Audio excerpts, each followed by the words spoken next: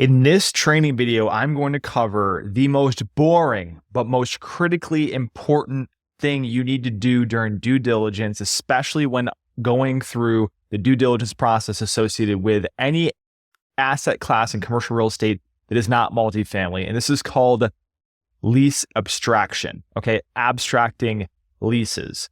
The reason why this is not pertinent to multifamily, or if there's even a residential use in there, is because typically residential tenants, they signed yearly leases. You come into contact with commercial properties, you may have a unit mix where there's tenants that have been there for decades or several years and have had several lease renewals and amendments since they first took possession of the space that they're in. And the reason why this is critically important and the reason why you should be obsessed over these types of details is because of this story that happened to me. All right. So I'm actually going to go through a lease abstract template that I use during this training that you can also use going forward when you're going through due diligence process on commercial, office, industrial, retail, whatever. So that you can avoid the mistake I made. All right. So this was a building I bought back about, I think, 7-8 years ago. And what happened was I was going through the lease abstracting process and I took, usually for tenants that are in their space for a very long time, then you're going to get a huge stack of lease amendments, the original lease, all that type of thing. And what happened is there was a piece of documentation in terms of a lease amendment that happened during the life of their tenancy where they negotiated on their lease renewal an amendment that was amendment to the renewal that this tenant was able to exercise a 9-month escape clause at any point in time during their tenancy from that day going forward, let's say 10 to 15 years. This was a long-term tenant, about 20-year tenant.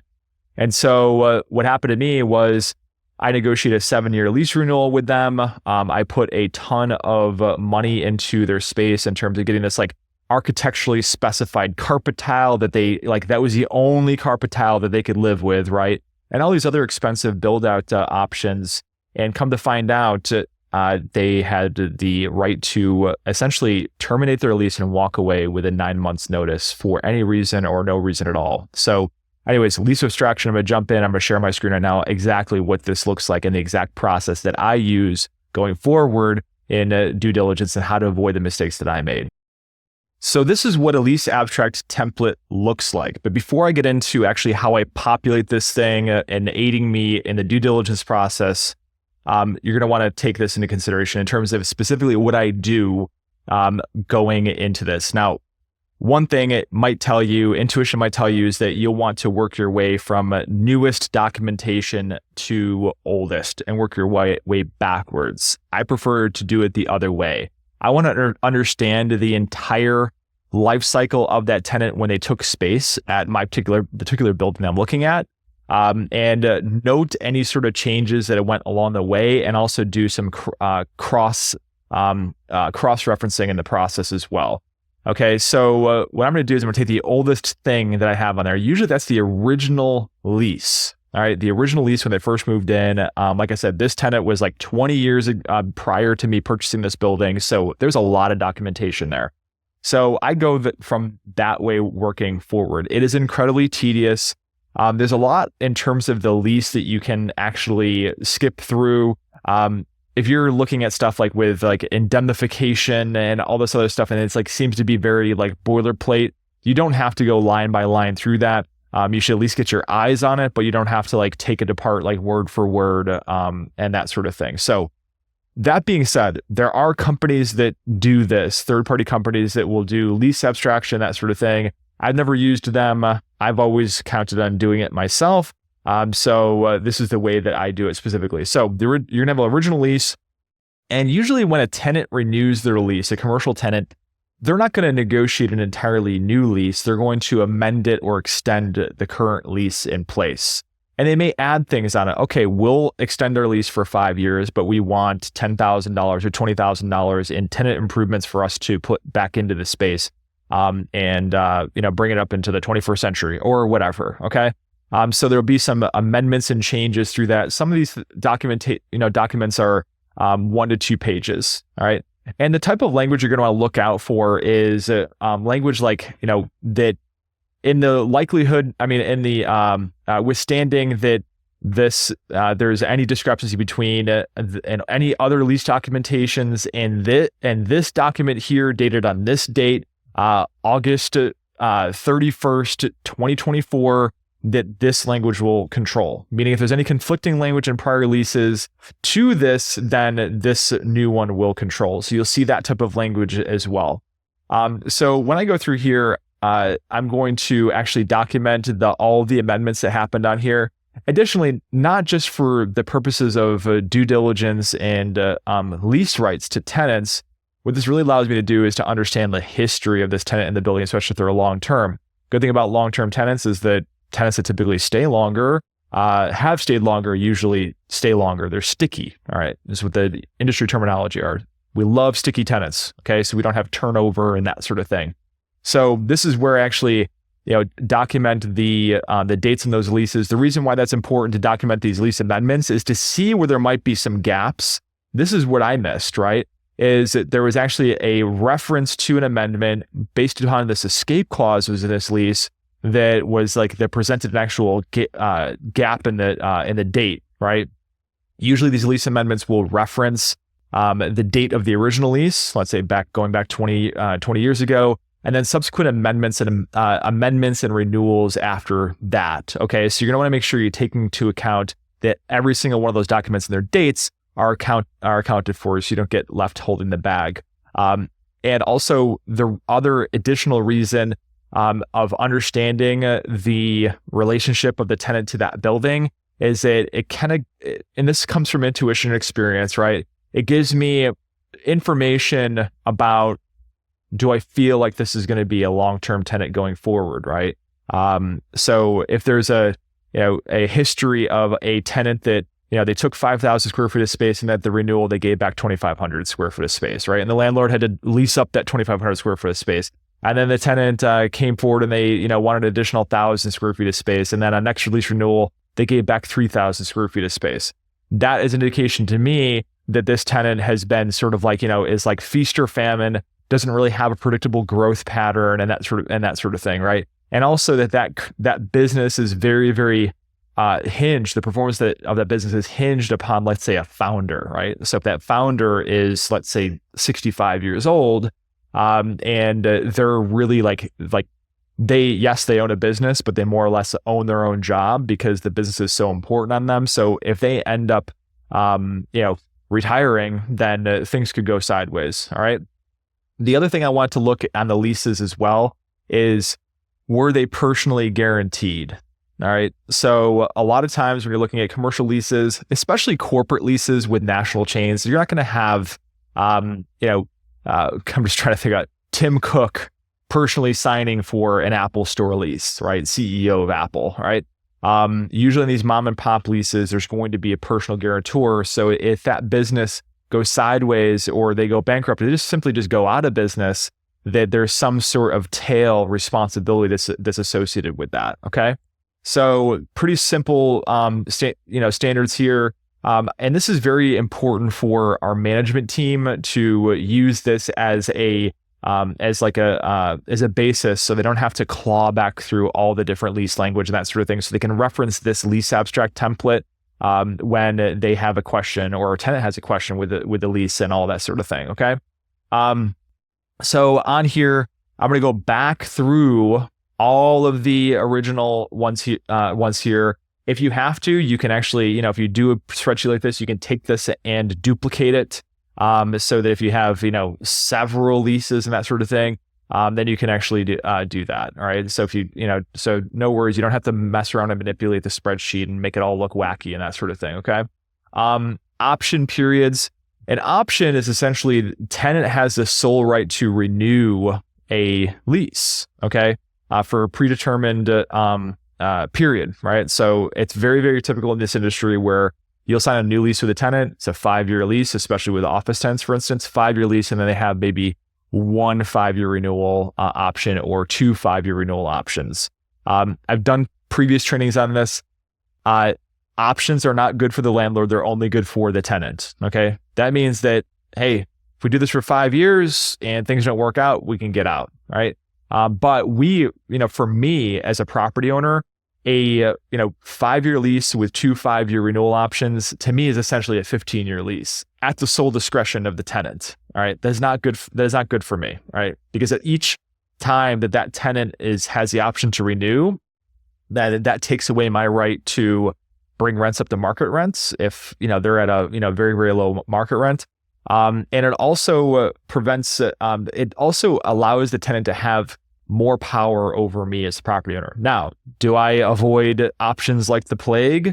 No. If I did that, then I would be, my properties would suffer considerably. But in the lease negotiation process, and this is an aside, in the lease negotiation process, just understand that lease options are only for the benefit of the tenant. Okay.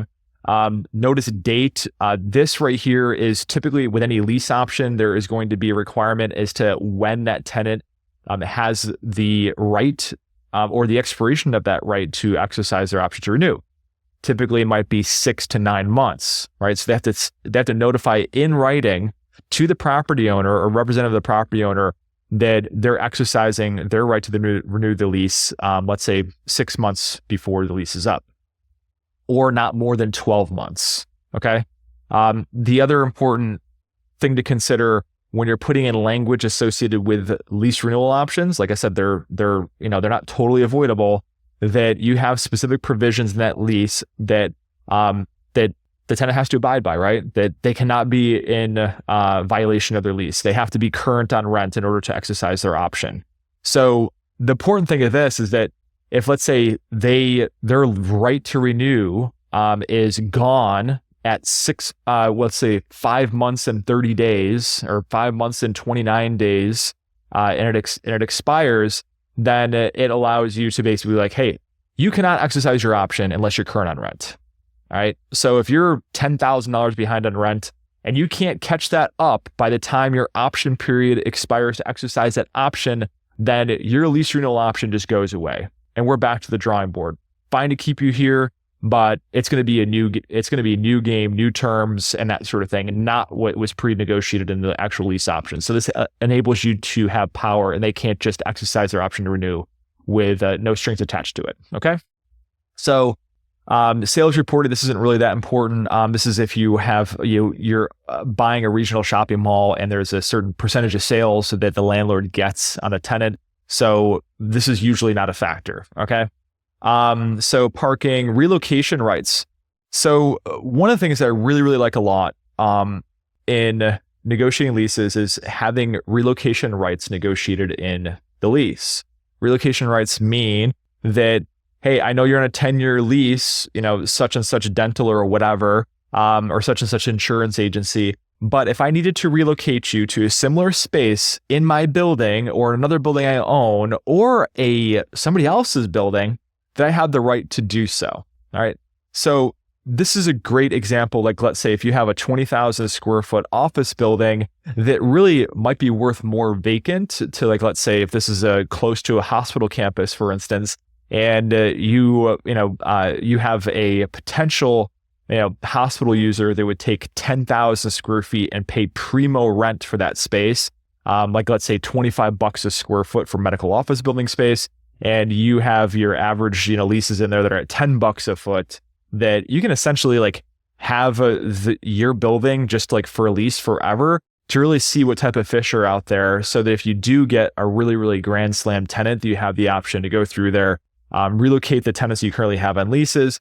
If you can't find space if you can't find space that the tenant wants that's out there either in the building or in your portfolio or someplace else in the market, then you have the option to terminate the lease and say goodbye to them. All right. So I always have relocation rights in the leases. Well, not always, but I really like to have that in office users, especially on a lease up play with a building I'm buying that has some occupancy issues and has big office floor plates.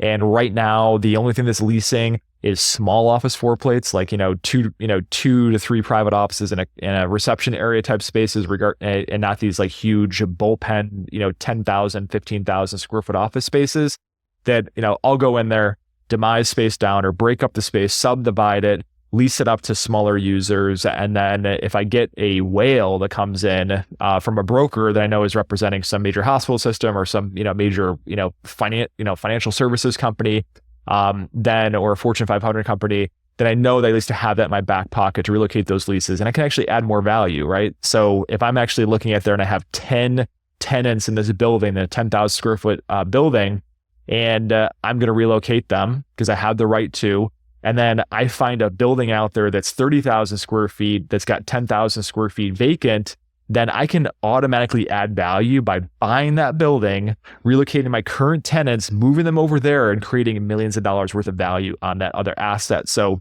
this is something that some tenants are going to refuse to sign on leases. This is your retail tenants, probably your medical office building tenants, that sort of thing. But other type of space uses, relocation language is a lot more prevalent. Okay. So there's other things in here in terms of, let me see here. So termination rights, this is one that we totally missed. This is the exact lease abstract template where I missed this documentation. Much to my chagrin, we still have this tenant. It's no problem. But it was something that I found out in hindsight. And I should have negotiated it out when I negotiated the lease renewal, when I put a ton of money into this architecturally specified carpet tile. So this is, termination rights in here, insurance requirements. Your reimbursables is also what's called CAM expenses, or common area maintenance expenses.